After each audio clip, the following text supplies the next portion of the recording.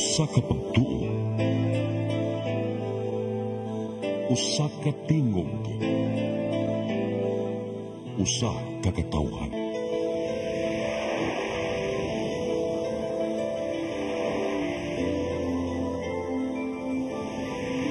Cebu Catholic Television Network.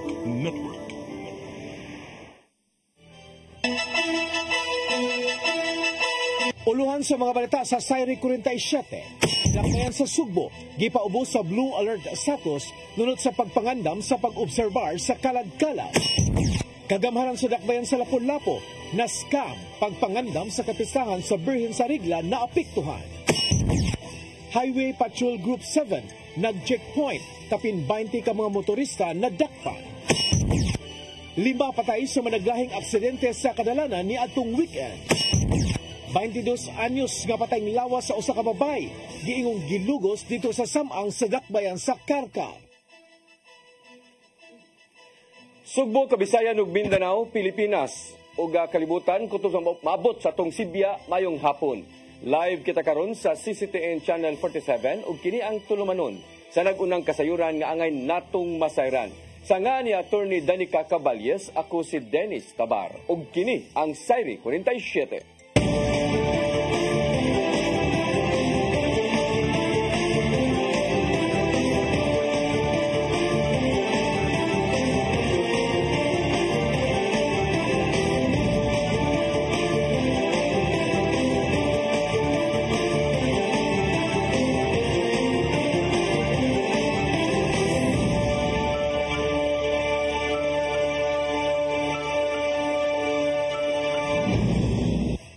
Karon sa kumpletong detalye sa atong mga balita, dakbayan sa Sugbo gipailawom na sa Blue Alert status subay sa pagpangandam sa pag-obserbar sa kalagkalag ug sa daotang lakat sa panahon. Ang kasayuran hihatod ni Gian Navarro.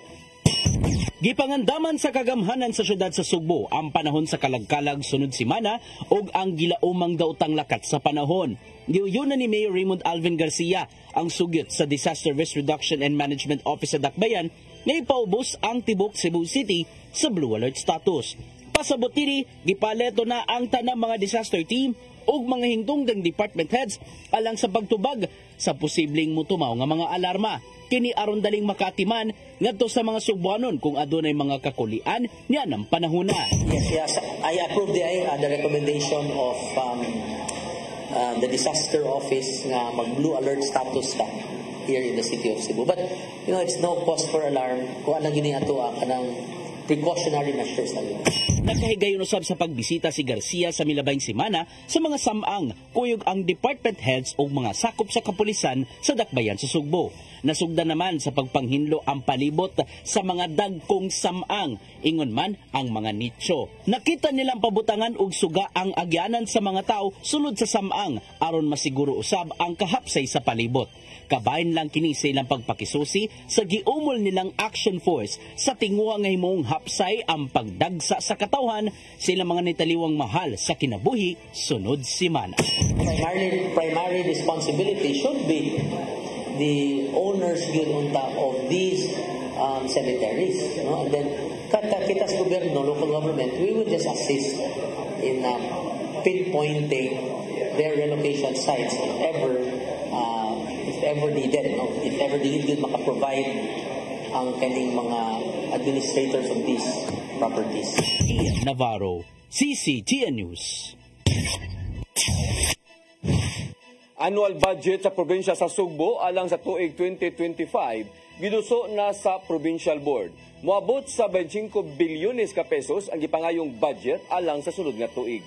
Ang kasayuran ihatod pagbalik ni Gian Navarro. Giduso na karong adlaw sa Hunta Provincial ang pundong gipangayo sa Cebu Provincial Government alang sa tuig 2025. Mukabat kini ngadto sa 25 billion pesos diin mas dako kini itandi sa 23 billion pesos kagigamit karong tuiga. Apil sa maong pundo ang 14 billion pesos nga naaprubahan sa Provincial Development Council. Kini naglangkob sa mga programa ug ubang inisyatiba gikan sa Kapitolyo. Gamiton usab sa maong dakong budget ang pagpadayon sa mga flagship programs sa provincial government. Sumapa ni Bokal Glen Anthony Soco sa Cebu 6th District nga resulta kining dakong pundo sa mayong fiscal management sa probinsya. Nagkahinsad og budget para sa mga flagship program sa provincial government. Sama sa Sugbo Negosyo, Sugbo Kahanas, Sugbo Sug program ug dunay dako nga amount for infrastructure projects no sa provincial government sama sa pagpapasiminto sa mga kadalanan, solar street lighting, waterwork systems, rehabilitation sa atong mga or improvement, upgrading sa ato ang mga hospitals. Dugang pa niya nga wala hinuon nagsalig ang Kapitolyo sa gitagan ng budget allocation gikan sa nasudnong kagamhanan. Tungod hinuon kini sa maayong koleksyon sa buhis gikan sa mga kayutaan hangtod na sa uban pang mga tinubdan. Gumikan sa real property taxes, gumikan sa other sources sama sa atong mga economic enterprise activities, operations of atong mga terminals ug kanang atong mga proyekto o programa nga para pag maka-earn og additional income ang provincial government no. Nasalig si Governor Gwendolyn Garcia nga mapahimoslan sa matag Subuanon ang gipangayong pundong gamiton sa sunod tuig. Pinagi kini sa mga programa ug inisyatibang gihimo gikan sa lokal nga kagamhanan sa probinsya. Gian Navarro, CCTN News. Permado na ni Cebu City Mayor Raymond Alvin Garcia ang gipangayong 2025 annual budget sa dakbayan sa Sugbo nga moabot sa 17 bilyones ka pesos. Gihulagway ni Garcia nga realistic kung katuhuan ang iduso nga pundo nga gamiton alang sa dakbayan sa sunod ka tuig. Gamiton ang dakong bahin niini sa financial aid alang sa mga senior citizens nga mokantidad og 1.1 bilyones ka pesos. Samtang gahinan og 240 milyones ka pesos ang pagpaayo sa mga kadalanan o pagpaayo sa kilid niini. Gikatakdang itunol ngadto sa konseho sa syudad ang gipangayong annual budget aron kini maduso. The budget for 2025, I already signed it. It will already be in our budget. No, it will already be in our sangguniang panglusod session this Wednesday, and I expect it to be referred to the Committee on Budget and Finance. Kagamhanan sa dakbayan sa Lapu-Lapu na biktima sa scam. Kini human nakig-transaksyon sa dili otorisadong individual nga unang nangangkon nga nirepresentar sa duha ka mga singer gikan sa Manila. Kini nakaapekto sa ilang pagpangandam sa umabot nga kapistahan kun na kaabag Fiesta Concert karon nga Nobyembre 21 nga kabahin sa kapistahan sa syudad. Sa pamahayag sa Cornerstone Entertainment nga maoy nag-manage sa duha ka mga artista, giklaro nga dili ilang ahente o dili otorisado si Arper Tabiliran nga morepresentar nila ni Ying ingon man ni TJ Montero. Nakigalayo na usab kini kanga si Mayor Junard Ahong Chan alang sa investigasyon og legal nga lakang batok sa nagpaila nga representante. Gidagsa sa mga residente sa lungsod sa Konsolasyon ang registration sa ilang batch sa Tulong Eskwela Program sa nasudnong kagamhanan nga gipahigayon sa dakong mall sa lungsod sa ang makuha nga benepisyo nga madawat sa 3,000 pesos. Kini alang sa mga ginikanan sa senior high school nga mga tinun-an. Ang laing batch sa Tulong Eskwela Program gipaagi sa buhatan ni Congresswoman Daphne Lagon o Ako Bisaya Party List.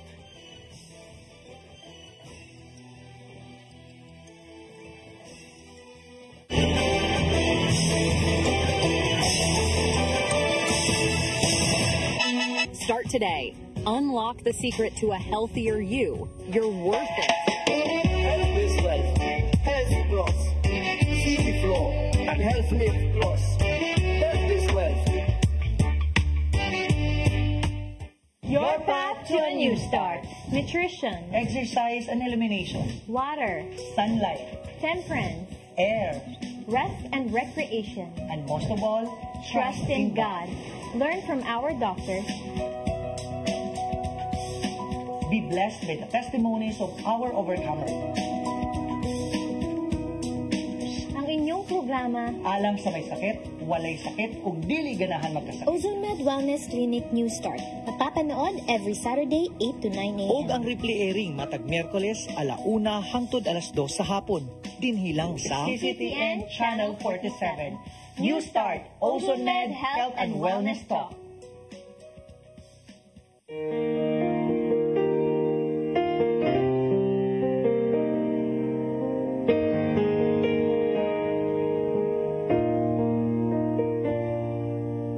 Heal me, O Lord, and I will be healed. Save me, and I will be saved. Heal me, O Lord, and I will be healed. For you are the one I praise. You are the one I praise. Sing it with me. Heal me, O Lord, and I will be healed. Save me, and I will be saved. St. Michael the Archangel Parish presents Servium the Charity Gala on October 26, 2024, Saturday 5 p.m. at the IC3 Convention Center, Cebu, for the benefit of the ongoing church construction of St. Michael the Archangel Parish, Lambusan.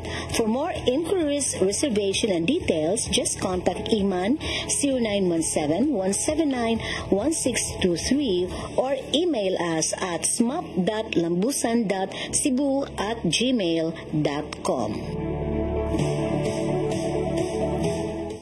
Na barangay chairman o kagawad, ihahaba rin kapalpakan nila. Eh kung may matitino, mapuputo talaga yung katinuan. Lumalangap ang hindi magagawa ng PNP. Ang umamin na sila ay failure. liglig, siksik at umapaw na kurukuro na may kasamang kirot at tawanan. Ano ngayon? Kasama ang bago niyong paboritong tandem, Nino Bonito at Chonke Bench. Ano ngayon? Ano ngayon? Ano ngayon?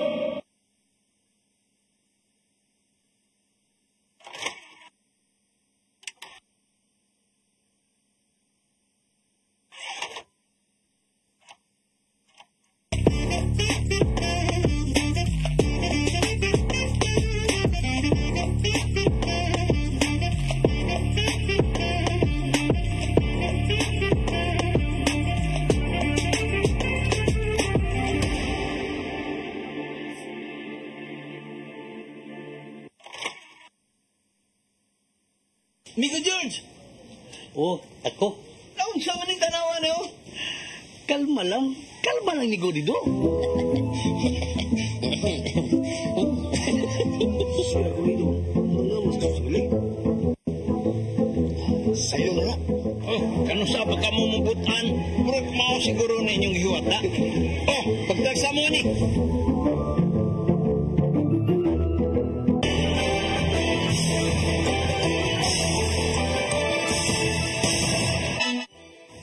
Sa atong mga balita, kapin 20 ka mga motorista na dakpan og na-impound ang mga motorsiklo sa gilusad nga checkpoint sa Highway Patrol Group 7 niadtong Biyernes ug Sabado. Sagad kanila walay rehistro og lisensya. Ang kasayuran hatod ni Arnold Bustamante. Pinsa 20 ka mga motorista ang nadakpan nga gipangisyuhan og temporary operators permit kung TOP ug ang uban gipang-impound sa mga sakop sa Highway Patrol Group 7 atol sa gilusad nga checkpoint sa Red Cliff sa Trans Central Highway. Nagisugdan atong Biyernes gabi ug sa Sabado sa gabi. Gilusad ang mga operasyon human sa sunod-sunod nga mga disgrasya sa TCH mugna sa pagpakusog sa pagpadagan ug banking-banking. Mato ni Police Lieutenant Colonel Wilbert Parilla, Regional Chief sa HPG7, ang kasagaran sa mga violation sa mga motorista mao ang expired na ang ilang mga rehistro, walay lisensya, din gipang-impound din na kini. Samtang ang uban, nakalapas sa Presidential Decree 96, din ang ilang mga motorsiklo doon gibutang nga suga, nga hugot na gidili sa balaod. Uban sa HPG7, ang mga sakop sa Road Management Authority kunara may Business Permit Licensing Office, Prevention Restoration Order Beautification Enhancement Control Team ug ang Cebu City Mobile Force Company sa Cebu City Police Office giangkon ni Parilla nga ato silang pagsaka sa TCH daw sa nakabantay aga mga riders gumikan kay wala na sila naabtan nga mga motorista nga nagstambay sa Red Cliff nga mo'y sikat nga tapukanan sa dunay mga motorsiklo. Diha matod pa kini magtapok o mag-inom ug ilimnon nga makahubog nga peligro nga makasugat og disgrasya sa karsada kung mag-drive nga hubog. Tumangog tuyo nga anong gidala ni Parilla ang ubang department sa Cebu City Hall sa TCH aron nga ma-demolish kadto nga mga illegal nga struktura nga gibutang sa kilid sa karsada nga gihimong tindahanan. Samtang nga gipang-isyuhan usab og show cause order sa BPLO ang mga tindahan sa TCH ug gipa-report kini sa Cebu City Hall may kadabutan sa kalapasan nga ilang nakita didto. Nakadawat og daghang pagdaig sa publiko ang HPG7 sa dihang ila kini nga unang gipahibaw apan dunay nagtuo nga mabalhin lang og laing lugar ang mga motorista. Gidugang ni Parilla nga ila na kining permihon gani dili lang ang habig sa dakpay sa Sugbo ang ilang striktuhon kundi ang tibok stretch sa Trans Central Highway paingon ngadto sa lungsod sa Balamban. Ang atong gikuan dili lang kay dinha whole stretch unya na apil lagi na sa ipapropose nato nga ang kanang mga establishment wala may problema kung maninda sila diha na establishment basta doon na sila intended parking area nga dili anha sa karsada mamarking ang mga sakyanan o ang mga motor.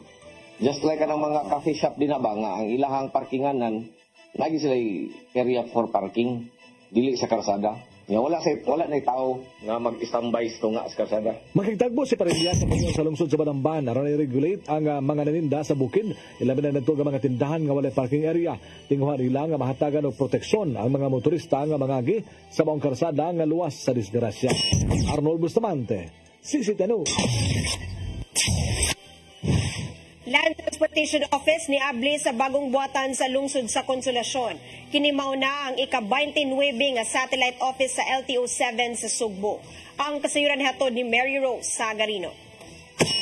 Giablihan sa Land Transportation Office Region 7 ang bagong buhatan ni ini sa lungsod sa Konsolasyon kaganinang buntag. Ang bagong extension office na himutang sa second floor sa Cinema Lobby sa SM Konsolasyon. Mao na kini ang ika-29 nga satellite office sa LTO sa Cebu samtang ika-39 sa Rehiyon 7. Kini makaakomodar og usa ka gatos ka mga tawo matag adlaw. Ang mga serbisyo nga ma-avail sa buhatan mao ang pagkuha og bagong lisensya o renewal sa lisensya ug registration. Samtang ang initial registration sa mga sakyanan mahimong ma-avail ngadto sa Mandawi ug Cebu City Office. Ang grand opening gipangluhan ni LTO Chief Assistant Secretary Attorney Vigor Mendoza, LTO 7 Director Glenn Glario ug Konsolasyon Mayor Teresa Nene Aligado. Huwag natin pahirapan ang tao, huwag natin sila hintayin pumunta pa sa atin, bring it down to them. And I guess this is an example, what we're opening here today is an example of bringing the service down to the people. Kesa kung saan pa sila pumunta, mahirapan pa sila. Ang satellite office gingong dakong tabang sa mga residente tungod mas sayon og mas hapsay na alang kanila nga ma-avail ang mga serbisyo.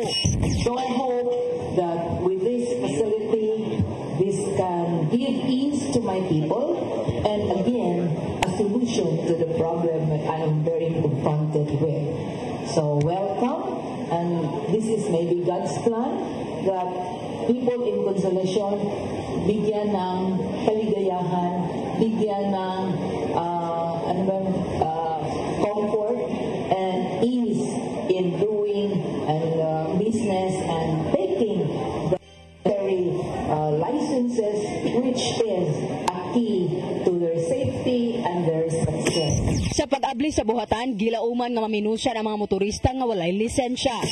Hulihin, sabi ni Asik, we don't tolerate people driving without license, people who drive motor vehicles without registration. We have zero tolerance for that because sabi ni Asik lang, it's good for the people, it's good for our kaban kasi we generate income and safety, road safety. Mary Rose Sagarino, CCTN News.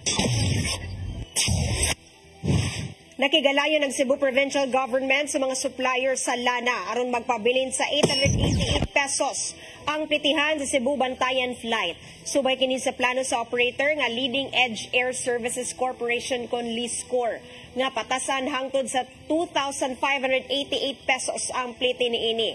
Ang LISCOR maoy nag-operate sa maong abyon diin nagtanyag sila og biyahe gikan sa Mactan Cebu Airport hangtod na sa Bantayan Island Airport. Apa nakita ni Governor Gwen Garcia nga dili pa angayang umentuhan ang bayranan sa plane ticket karong gilauman ang pagdagsa sa mga bakasyonista karong holiday season. Hinungdan nga nahukman sa Liscor nga ipabili na lang ang maong presyo sa pagtuo nga tumanon ang gihimong lagda sa gobernador.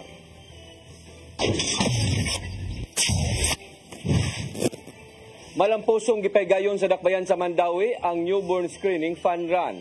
Kini pagsuporta sa kampanya sa programa sa Department of Health aron ipanawagan sa mga inahan nga ipaubos sa nagkadayang screening ang mga newborn babies. Katuyuan ini mao aron sayo nga mailhan ang posible nga sakit sa mental retardation o mga problema nga moresulta sa pagkamatay sa bata. Samtang gibutyag usab ni Mandawi City Sports Athletic Development Office OIC Mary Joy Tabal nga mahinungdanon ang fun run sa kahimsog o gatabang sa kampanya sa Department of Health.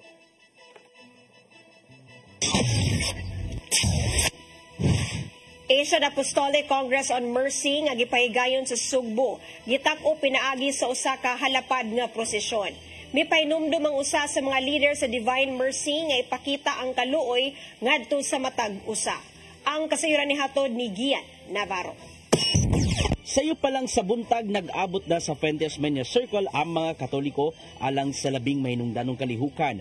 Gipagiso sa ka-solemn foot procession ang pagtapos netong Sabado sa 5th Asian Apostolic Congress on Mercy kun aakom nga gipaygayon dinhi sa Sugbo. Moabot sa dulan 3,000 ka mga delegado ang nisalmot sa mong kalihukan diin. Naglangkob sila gikan sa Pilipinas, India, Indonesia, Malaysia ug ubang mga nasod si Asia Pacific.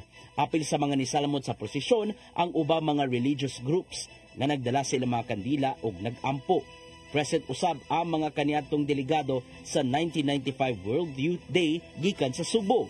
Kuyog sa mga deboto ang tulok ka mga dagkong karo na tuyong giandam sa maong prosesyon. Kinimaw ang mga hulagway nilang Saint Faustina of Kowalska, Saint John Paul II ug ang Divine Mercy. Gitapos amang prosesyon sa Basilica Minore del Santo Niño de Cebu, din gipaygayon usab ang closing mass. May painumdom ang mass celebrant nga si Bishop Ruperto Santos gikan sa Diocese of Antipolo sa mga Katoliko nga ipakita ang kaluoy ngadto sa isig kaingon. Sumapaning Episcopal Coordinator sa Divine Mercy Philippines ug Asia nga ang matag deboto nahimong saksi sa kaayo sa Ginoo ngadto sa tanan. Mao pinaagi sa pag-ila sa dakong kaluoy ni Kristo. Mamahimong instrumento sa paglaom ang matag usa alang sa kaayuhan na usab sa kinabag-an.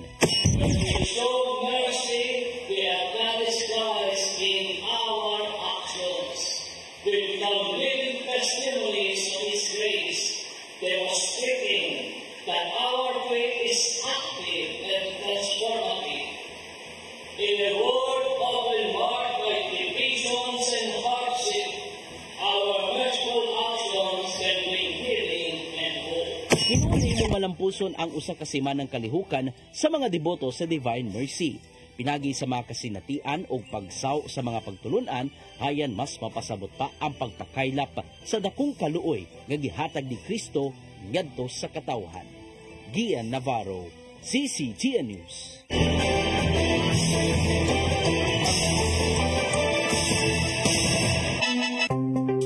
Discover the beauty of the Philippines.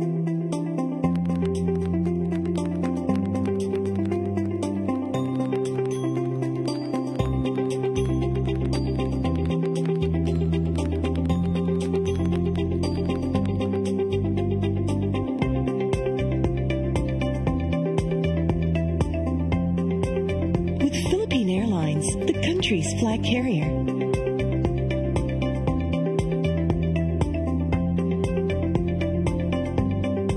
The airline that lets you feel the warmth of the nation.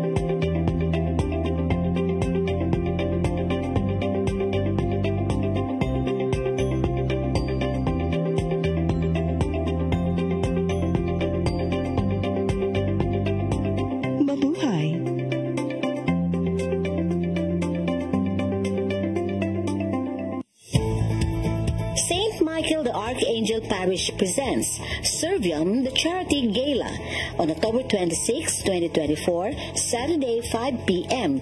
at the IC3 Convention Center, Cebu, for the benefit of the ongoing church construction of St. Michael the Archangel Parish, Lambusan.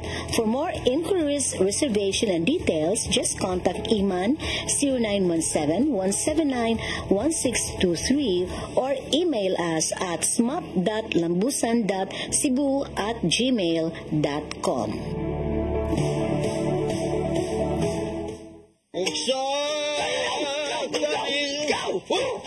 Ang samang kang tambulakan, kalit na kang abot. Nalatigan eh ron. Tara ko nga gamay kaayo. Tara ko nga dako, gamay kaayo. Dahil Isa mo lang utangan nga naaw na si Mungkuyo dito. Pamanggoy siya na ikatuba ni mo dahiling kay. Tarong nga. Nganong imam kong iapel na yung dahiling ha? Huwag man ko'y labot. Kini pa nil nga, kini. Your path to a new start. Nutrition, exercise and elimination, Water, sunlight, temperance, air, rest and recreation. and most of all, Trust in God. Learn from our doctors. Be blessed by the testimonies of our overcomers. Ang inyong programa, Alam sa may sakit, walay sakit, ug dili ganahan magkasakit. Ozone Med Wellness Clinic News Start. Napapanood every Saturday 8 to 9 a.m. Og ang replay airing matag Miyerkules 1:00 hangtod 2:00 sa hapon. Dinhilang sa CCTN Channel 47. New Start, Ozone Med Health and Wellness Talk.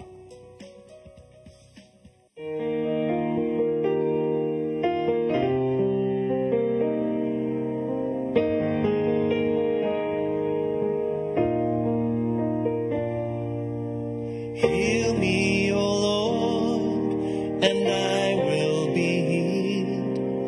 Save me, and I will be saved. Heal me, O Lord, and I will be healed. For you are the one I praise. You are the one I praise. Sing with me. Heal me, O Lord, and I will be healed. Save me, and I will be saved.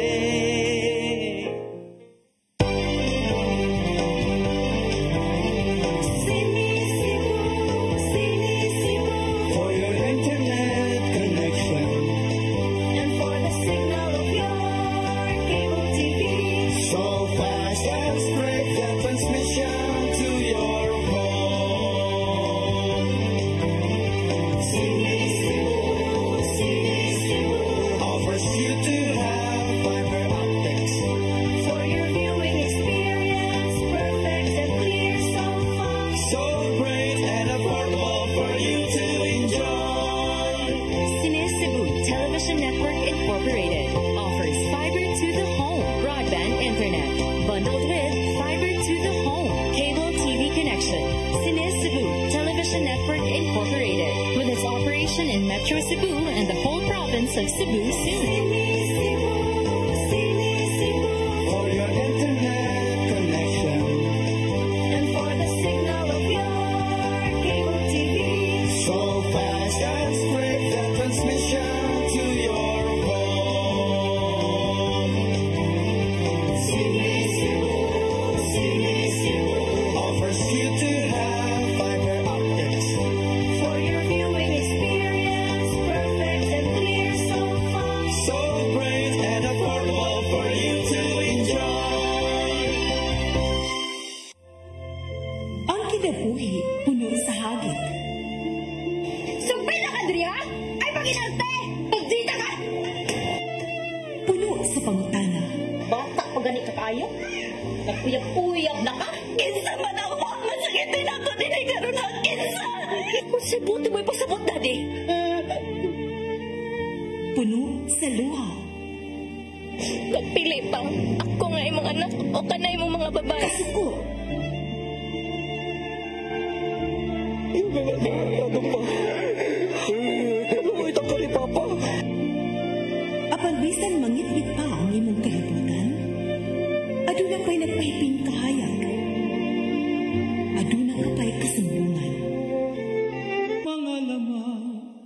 Dear Tatay, Tulog na unod na ngamong handungan. Wala.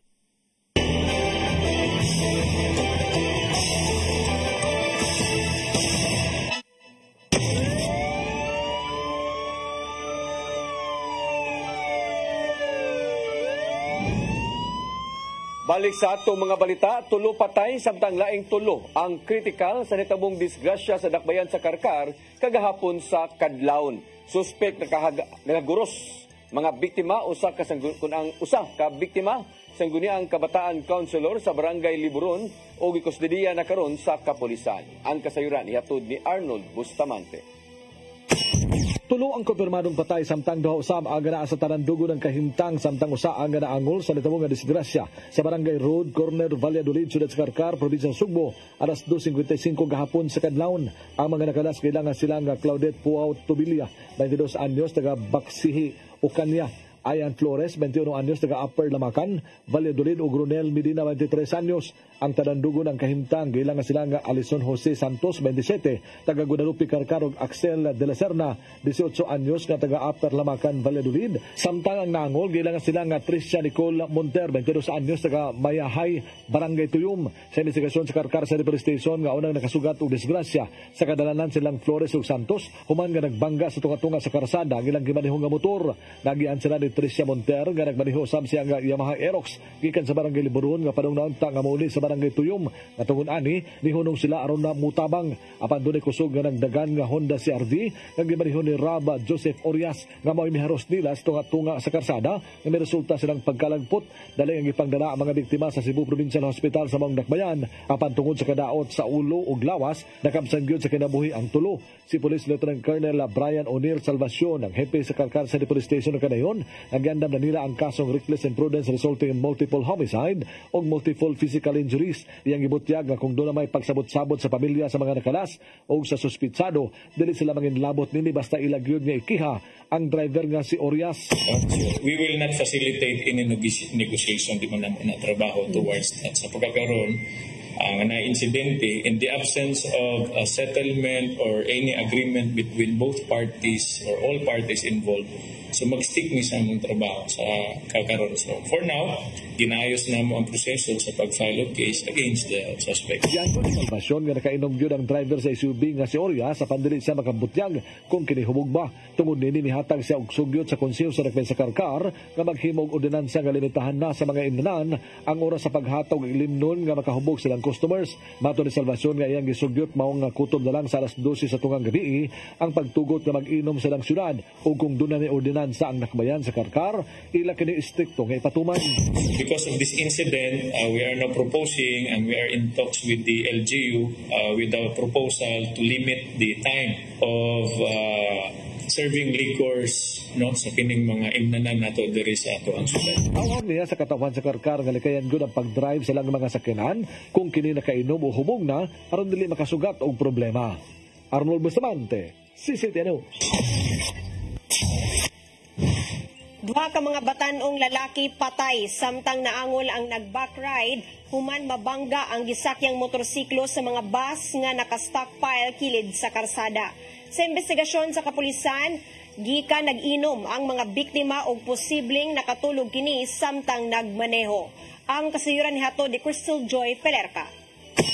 Patay ang duha ka lalaki samtang naangol ang usa ka angkas human mabangga ang ilang gisakyang motor sa gamay nga stockpile nga naa sa kilid sa karsada sa Zone 1 General Aviation Road, Barangay Buaya sa Dakbayan sa Lapu-Lapu alas 5:40 kagahapon sa buntag. Ang usa sa nakalas mo ay nagmaneho sa motor samtang ang usa mo ay permero niyang backride. Parehas kaning nagpangidaron og 18 anyos ug pareho usab nga walay mga helmet. Samtang ang naangol usa ka 16 anyos nga lalaki ug kini mo'y uwahing backride sa motor ug siya lang ang nagsulot og helmet. Base sa investigasyon sa kapulisan sa Lapu-Lapu, gikan nag-inom ang tulo ka mga lalaki ug ato sa pagkahitabo padung na kining mopauli. Makita sa CCTV footage nga nabangga ang ilang motor sa gamay nga bus nga naka-stockpile nga naa kilid sa karsada. Mato ni Police Lieutenant Colonel Christian Torres, ang spokesperson sa LCPO, nga tungod sa kakusog sa impact nalagpot ang mga biktima. Siya sa may hump nga mga stockpile nga bus, gamay ra kayo, pero kilid niyo guys siya. Mao tong bunal sila sa balay, then lagpot gid sila duha. Then unfortunately, ang karing duha ka wa mag-helmet is maginamatay. Dugang paniya nga duol na lang ang panimalay sa mga biktima sa dapit kung asa sila na disgrasya. Mong gitanaw niya ang posibilidad nga nakatug ang driver. After sila gaginom, padong na uli, kaya mas hayag na yun. Then initially, marag nakatug yun ang kaning nag-drive. Maninawa, nag-isa sa iyang lane yun. Gidala sa tambalanan ang mga biktima, apan gideklara sa attending physician nga dead on arrival ang duha ka 18 anyos. Crystal Joy Filerca, CCTN News. Gisusi sa mga otoridad ang gingong hulga sa pagpamumba sud sa Cebu Technological University main campus ingon man sa Cebu Institute of Technology University kaganinang buntag. Daling gipamakwit ang tanan nga mga tinun-an ug ubang mga tawo sud sa tunghaan human nakadawat og hulga nga pagpamumba gikan sa ka Facebook post. Hinoon daling girespondihan sa mga sakop sa Cebu City Police alang sa pagsusi sa tibuok nila nga palibot. Apan nakita sa mga sakop sa kapulisan nga way bomba sa palibot sa duha ka mga tunghaan. Gisuspenso una sa mga kadagkuan sa duha ka mga universidad ang ilang mga klase samtang gi-reschedule na usab ang ilang midterm examinations. Apparel shop sa Dakbayan sa Lapu-Lapu gilungkab kagahapon sa kaadlawon. Nadala gyud sa mga kawatan ang vote nga matud pa sa tag-iya dunay sud nga mga alahas nga nagkantidad og 7 million pesos. Ang kasayuran niadto ni Crystal Joy Filerca. Makita sa CCTV footage ang pag-alsa sa vault sa duha ka lalaki ato sa ilang pagpanglungkab sa usa ka tindahan sa Barangay Paho, Dakbayan sa Lapu-Lapu alas 4 sa kadlawon kagahapong adlaw. Ang maong tindahan ginganlan og jewelry shop apan mga beauty products og nagkadayang mga bodega items ang tinda niini. Sa nadawat nga blatter sa Lapu-Lapu City Police Office alas 10:20 kagahapon sa buntag, 500 pesos og 3 ka cellphones ang gideklara sa mga tag-iya nga nakuha sa mga suspetsado. Apan sa dihang nahinabi sa CCTN News Team ang tag-iya sa tindahan nga si Julie Pabatang, ang sulod sa maong vault mga alahas nga nagkantidad og 7 milyones pesos. Tungod kay gawas sa mga baligya sa iyang tindahan, nagbaligya usab siya online og mga alahas. Then ang sold sa vault ma'am is ang sobra sa ilang halin na gabiyo na kay sweldo Manila mga how much to? 2,600? Mga 2,600. Then ang kanang alahas ma'am amo man na isulit to sa vault. Kailangan gud sa mga alahas mga 7M gud purot gud tanan hasta akong mga personal nga alahas dito kanon. Ang kapulisan nangayo pa og resibo sa mga alahas aron sa pagpamatuod sa kantidad sulod sa maong vault. Desidido ra usab mohatag ang tag-iya og gihikay na usab kini nila. Matud ni Police Lieutenant Colonel Christian Torres, ang spokesperson sa Lapu-Lapu City Police Office, nga ang pagsulod sa duha ka lalaki adunay force entry. Force o guba ang roll up sa kaning establishment. Then dito na gini-entry sila sa roll up. Then gipangkuha na itong mga valuable nga mga butang. Ang duha ka lalaki nagsakay og motor og sa ilang pag-iskapo gisabak kini sa nag-backride og didto kini ni gawas sa Dakbayan sa Mandawi. Sa pagkakaron aduna nay mga persons of interest ang kapulisan ug padayon pa nilang gisubay ang mga CCTV footage. Kaganihang udto naabdan sa CCTN News Team ang pagbisita ni Mayor Junior Dahong Chan sa mong tindahan ug nipasalig kini nga mohatag siya og reward sa makatudlo sa mga suspetsado. I-post na to ang maong CCTV footage and then mana para mas madali we're given reward sa makatumbo kung kinsa man nakaila itong duha kasuspetsado na may nilungkab aning tindahan. Crystal Joy Filerca, CCTN News. Bohol Governor Erico Aires Aventado nikondenar sa pagpatay sa NAR sud sa Tambalanan didto sa Tagbilaran. Ang kasayuran ihatod ni Mary Rose Sagarino. Gikondina ni Bohol Governor Erico Aires Aumentado ang pagpatay sa nurse sud sa medical ward sa Bohol Doctors Hospital sa Tagbilaran City niadtong Huwebes. Matud ni Aumentado nga usa kini ka isolated case o kini ang labing unang higayon nga nahitabo sa probinsya. Namatay ang 51 anyos nga nurse human kini gidunggab gamit ang gunting sa makadaghang higayon sa usa ka pasyente kinsa paggawas sa Tambalanan. Naalibango po ta isip amahan sa itong probinsya na nganon nahitabo ng dapitan unta kaning hospital trabaho mong kita na Tambalanan so pasabot kung kinsay na yung mga balatian gi amumahan, gampingan, gi atiman man ta ng mga pasyente po ako kibaw kinsay cause atong ilang commotion o niabot ang puntuha na nakahimo o grabe na krimen, no? Si Aumentado ni sulti sa media nga nagplano siya nga magtukod og Provincial Rehabilitation Center aron matabangan ang mga tawo nga na-addict sa drogas. So, in behalf sa mga katawhan sa lalawigan sa Bono, pasubo sa pamilya sa nurse.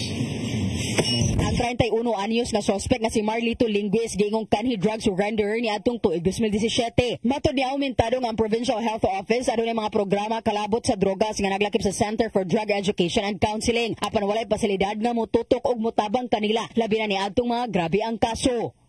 Mary Rose Sagarino, CCTN News. Giimbestigar na sa kapulisan sa Dakbayan sa Karkar ang nahitabo sa patayng lawas sa 22 anyos nga babay nga giingong gilugos sulod sa Ocana Public Cemetery sa Dakbayan sa Karkar. Matod ni Artemio Laputan, 65 anyos, sepulturero o caretaker sa maong samang nga gilubong niadtong Sabado, Oktubre 19 ang patayng lawas sa babay. Nakuratan na lang kini tungod kay pagkaugma. Nakita na ang lungon gawas sa gilubngan nga nitso. Kini mo'y hinungdan nga gireport gilayon ngadto sa mga tagtungod sa patayng lawas. Pag-abli sa lungon, mas nakuratan ang mga tagtungod kay wala nay underwear ang patayng lawas ug nawalis na ang sapot niini. Kini mo'y hinungdan nga gipaubos sa investigasyon sa kapulisan ang nahitabo aron mailhan ang miamong-among sa patayng lawas.